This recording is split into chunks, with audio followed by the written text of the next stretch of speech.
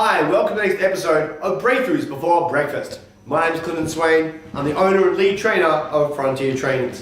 If you want to find out more about why it's called Breakthroughs Before Breakfast, then go back to the very first episode and describe that in detail. So I'm here in a course called Living Visionary Leadership. And here we're talking about amazing principles to help people become visionary leaders and go out and grow their businesses and have an extraordinary life. The principle to discuss today is confront the brutal facts. In businesses, sometimes, I don't know about you, but business doesn't always work the way we want it to work. And sometimes challenges come up. And it's key for us to be able to look at the facts the way they actually are. Not the way we'd like them to be, not the way we dreamed they would be, or we hoped they would be, to confront the brutal facts.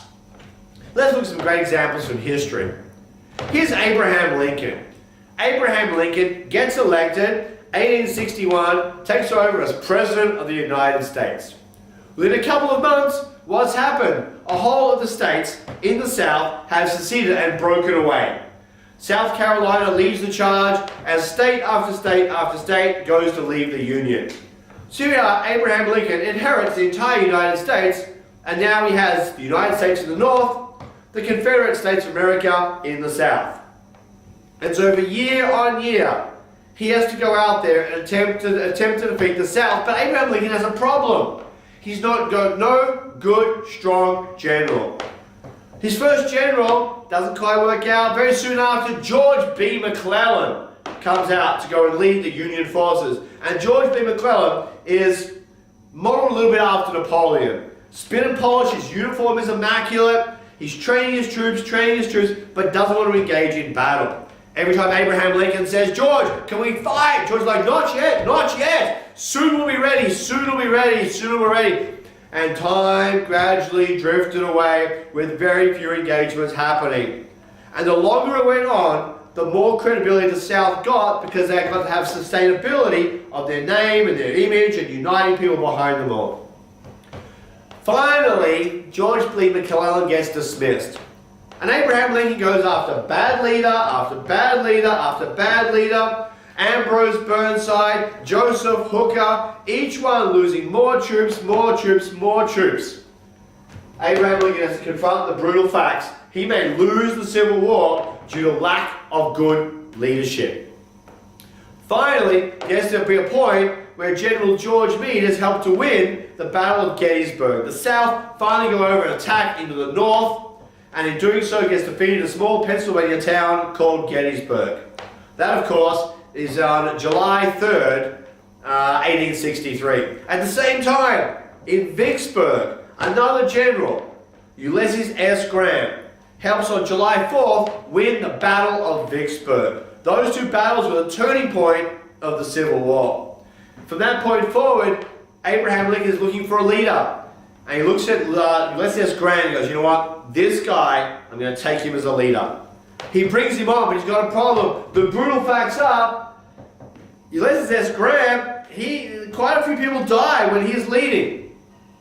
And someone once said to him, Abraham Lincoln, Abraham, but he's a butcher. He kills people. People die under his command. Because Abraham Lincoln goes, at least he fights.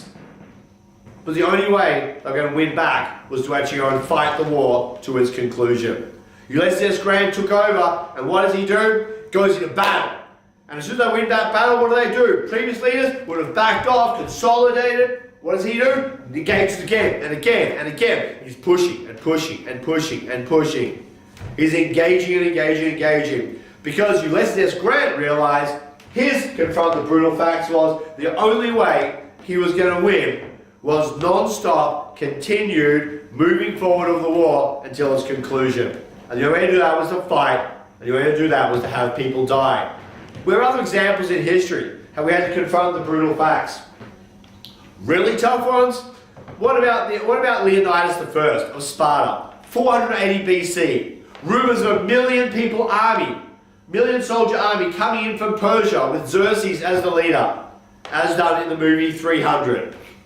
What happens there? Well, the chances are he's not going to be able to survive facing that many. So they go with this small, narrow pass in Thermopylae. They go to protect that pass. 300 Spartans, 700 Thebans, and about 400 Thebans, 700 of another local group, and they get together, and they realize for 4 days they're battling what is now expected to be about 150 to 250,000 troops. Imagine that. Less than 2,000 of you going up against that number. The brutal fact is, you're going to die.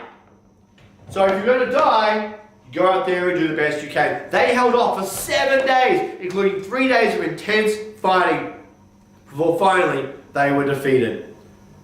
Now, even though that was incredibly brutal for him, then finally the Persians came through, captured Athens, but the Persians were defeated at the Battle of Salamis, one of the most important battles in history, where the Persians were turned back and Greek culture was able to flourish and grow. 480 BC, critical turning point in the history of the world, and the Greeks had to confront the brutal facts that if they did not hold out, their entire culture could have been wiped out. Where in your life do you have things maybe you're not looking at, things you're avoiding, things you're putting aside that if they were addressed now fully, that stress would disappear as they were addressed? If you'd like to find out more about these amazing principles, about living visionary leadership and other courses I run, you go to frontiertrainings.com. And if you'd like to see 3 days of incredible, world-class transformational training, normally it's free right now, but it may not be by the time you watch this, you can go to the website, go to PTW, stands for Play to Win. Go to ptw.com, you go and check that out, see the amazing content we're going to have in that incredible life-transforming course. But stay up to date with all the breakthroughs before breakfast. Every time I do a new course, I'm going to keep adding in another 5 to 15 new videos being posted regularly to you. So stay tuned for all the amazing breakthroughs before breakfast, and I look forward to seeing you on the next episode.